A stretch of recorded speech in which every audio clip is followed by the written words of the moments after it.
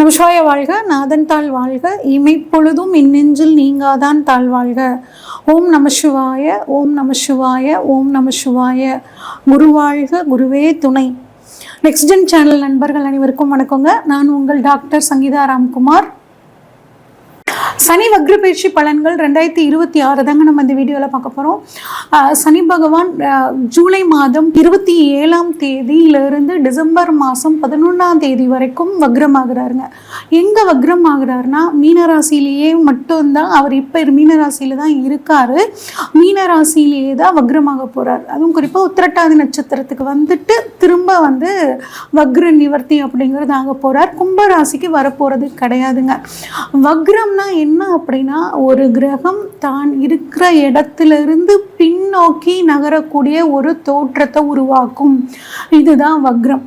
அப்போ சனி பகவான் அப்படிங்கிறவர் நமக்கு நீதிமான், கர்ம பலன்களை கொடுக்கக்கூடியவர், தொழில்காரகன், கர்மக்காரகன் அப்படின்னு சிறப்பாக சொல்லக்கூடிய நவகிரகங்களில் மிக சிறப்பான கிரகம் சனி பகவான். இந்த சனி பகவான் வக்ரமாகும் போது என்ன மாதிரியான பலன்களை 12 ராசிகளுக்கும் தரப்போறார் அப்படிங்கிறத ஒவ்வொரு ராசிக்கும் நாம் இப்போ வரிசையாக பார்க்கலாம். மீன ராசிக்கான சனி வக்ர பயிற்சி பலன்கள் எப்படி இருக்கு அப்படின்னு சொல்லி பார்ப்போங்க. உங்களோட ராசியிலேயே சனி வக்ரமாகி இங்கேயே வக்ர நிவர்த்தியும் ஆக போறாருங்க. அப்போ உங்களோட ராசியிலிருந்து 3ஆம் இடம், 7ஆம் இடம், 10ஆம் இடத்தை பார்க்குறாரு. இதை பொறுத்து உங்களுக்கு இந்த 138 நாட்களும் எப்படி இருக்குது அப்படிங்கிறத பார்க்கலாம். இதை நம்ம 2 டைப்பாக பிரிச்சிடலாம். என்ன மாதிரியான பாசிட்டிவான விஷயங்கள் நடக்கும், என்ன மாதிரியான நெகட்டிவ் விஷயங்கள் நடக்கும், இதை எப்படி நம்ம சரி பண்ணிக்கலாம் அப்படிங்கிற மாதிரி 2 வகையாக நம்ம பார்க்க போகிறோம். பாசிட்டிவான விஷயங்கள் என்ன நடக்கும் அப்படின்னு கேட்டிங்கன்னா, கொஞ்சம் எந்த ஒரு விஷயத்தையும் அவசரமாக நிதானம் இல்லாமல் செஞ்ச நிலை மாறி இப்போ எப்படி நம்ம நிதானமாக முடிவெடுக்கணும் அப்படிங்கிறத கற்றுக்கக்கூடிய ஒரு சூழல் இப்போ உங்களுக்கு கிடைக்கும். நீண்ட காலமாக நிலுவையில் இருந்த ஒரு வேலை, இந்த வேலையை நம்ம இப்போ செஞ்சு முடிச்சிடணும், இன்றைக்கி முடிச்சிடணும், நாளைக்கு முடிச்சிடணும், நாளைக்கு முடிச்சிடணும், இப்படியே காலம் தாழ்த்தி தாழ்த்தி தாழ்த்தி தாழ்த்தி நடக்காமையே இருந்த அந்த விஷயம் இப்போ உங்களுக்கு நடக்க போகுதுங்க. தொழிலில் பார்த்திங்கன்னாங்க ஏகப்பட்ட பிரச்சனை, தொழிலை செய்ய முடியாமல் ஒரு தடங்கள். உத்தியோகத்தில் இருக்கவா, அந்த உத்தியோகத்தில் எவ்வளோ செஞ்சாலும் ஒரு நல்ல பேர் இல்லை. இந்த நிலைமை இந்த சனி வக்ர காலங்களில் உங்களுக்கு மாறப்போகுதுங்க. நல்ல ஒரு மெதுவான ஒரு மெதுவான ஒரு முன்னேற்றம் அப்படிங்கிறது இந்த சமயத்தில் உங்களுக்கு கிடைக்கும். நீங்கள் படுற அந்த ஹார்ட் ஒர்க் பார்த்திங்கன்னா இப்போ உங்களோட உயர் அதிகாரிக்கு புரியும், உங்கள் மேனேஜருக்கு புரியும், அவங்க ஹெச்ஆருக்கு புரியும். அவங்க மூலியமாக இப்போ உங்களுக்கு நன்மைகள் நடக்க போகுது. அடுத்து புதிய தொழிலை தொடங்குறத விட நீங்கள் ஏற்கனவே இருக்கிற தொழிலை நல்லா கவனித்து பார்த்தீங்கன்னா அதில் ஒரு நல்ல முன்னேற்றம் அப்படிங்கிறது உங்களுக்கு சூப்பராக இருக்குங்க.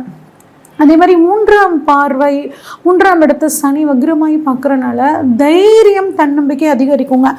முயற்சிகளுக்கு ஒரு தடை இருந்த தடைகள் கொஞ்சம் ஒரு விலகி உங்களுக்கு ஒரு நல்ல முயற்சிக்கான பலனை கொடுக்கறதுக்கான அமைப்புகள் சூப்பராகவே இருக்குது உங்கள் ஜாதகத்தில் சனி வக்ரமாக இருந்துச்சுன்னா. சரி, ஓகே. இதெல்லாம் பாசிட்டிவான விஷயங்கள். நெகட்டிவான விஷயங்கள் என்ன, அது எப்படி சாதகமாக மாற்றிக்கலாம் அப்படின்னாங்க, கொஞ்சம் ஒர்க் பர்டன் அதிகமாக இருக்கனால ரெஸ்ட்லெஸ்ஸாக இருப்பீங்க, தூக்கமே குறைஞ்சிரும். அதனால் தூக்கத்தை கொஞ்சம் நல்லா தூங்குங்க.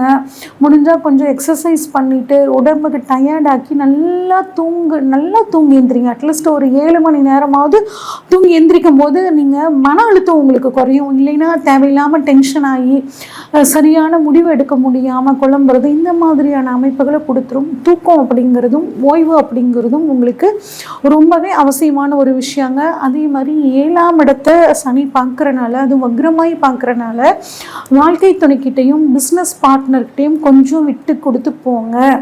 எதாக இருந்தாலும் அவங்க கிட்ட கலந்து ஆலோசித்து முடிவெடுங்க. வார்த்தைகளில் கொஞ்சம் கவனமாக நிதானமாக இருக்கிறது நல்லது. யாரையும் முழுசாக நம்பி ஒரு பெரிய முதலீடுகளை பண்ணுறதை தவிர்த்துக்கிறது ரொம்ப நல்லதுங்க. பொதுவாகவே மீனராசிக்காரங்க கொஞ்சம் பொறுமைசாலிகளாக இருப்பாங்க. ஆனால் இந்த சமயத்தில் என்ன ஆகும்னா, அதிகப்படியான கோபம். அந்த கோபம் எதனால் வருதுன்னா, ஒரு விரக்தினால் வருது. அந்த விரக்தினால் வார்த்தைகளை விட்டுட்டு உறவுகளை பகைச்சிக்க வேண்டாம். அந்த விஷயத்தில் கொஞ்சம் கவனமாக இருக்கிறது நல்லதுங்க. ஓகே, பெண்களாகிய எங்களுக்கு எப்படி இருக்கும் அப்படின்னு கேட்டிங்கன்னாங்க, குடும்பம் வேலை ரெண்டையும் பேலன்ஸ் பண்ண கற்றுக்கணும். பேலன்ஸ் பண்ண முடியாத மாதிரியான ஒரு மனக்குழப்பம், ஒரு பிரச்சனைகள் உங்களுக்கு வருங்க. இருந்தாலும் கொஞ்சம் நீங்கள் எப்பயுமே ஸ்மூத்தாக ஹேண்டில் பண்ணுவீங்க. அதே மாதிரி ஹேண்டில் பண்ணுறதுக்கான விஷயங்களை நீங்கள் பார்க்குறது நல்லதுங்க. அதே மாதிரி ஹெல்த் விஷயத்தில் பெண்கள் ரொம்ப கவனமாக இருக்கணுங்க. சீனியர் சிட்டிசனை பொறுத்த வரைக்குங்க நிறைய ஆன்மீக பயணம், ஆன்மீக சுற்றுலா போகிறதுக்கான அமைப்புகள் இருக்குங்க. இது உங்களுக்கு மனசில் ஒரு நிம்மதியையும் மன நிறைவையும் தரும். சரி, ஓகே. இப்போ எனக்கு வந்து ஜாதகத்தில் சனி வக்ரமாக இல்லை, சனி பகவான் எனக்கு வந்து இப்போ ஜாதகத்துலேயும் சிறப்பாக இல்லை அப்படின்னா, இந்த 138 நாட்கள் எப்படி நான் வந்து ஒரு நல்ல காலமாக மாற்றிக்கலாம் அப்படின்னு கேட்டிங்கன்னா, அதற்கான பரிகாரம் ஒரு ரெகுலரான ஒரு சீரான வாழ்க்கை முறையை நீங்கள் வந்து ஃபாலோ பண்ணணும். காலையில் எந்திரிக்கிறோம், இந்த வேலையை பண்ணுறோம், அதே மாதிரி வேலையை முடிச்சுட்டு வந்துட்டு இந்தந்த வேலைகள்லாம் பண்ணுறோம் அப்படின்னு ஒரு க்ளீனாக ஒரு திட்டம் போட்டு நீங்கள் அந்த நாளை வந்து கடக்கும்போது உங்களுக்கு எந்த விதமான குழப்பங்களும் இருக்காது. உழைப்பாளிகள், கடினமான உழைப்பாளிகளுக்கு உங்களால் முடிஞ்ச உதவியை பண்ணுங்கள். உத்திரட்டாதி நட்சத்திர நாளில் அன்னாசி பழம் தானம் பண்ணுறது உங்களுக்கு சிறப்புங்க. 27 நாளுக்கு ஒரு தடவை வரும்.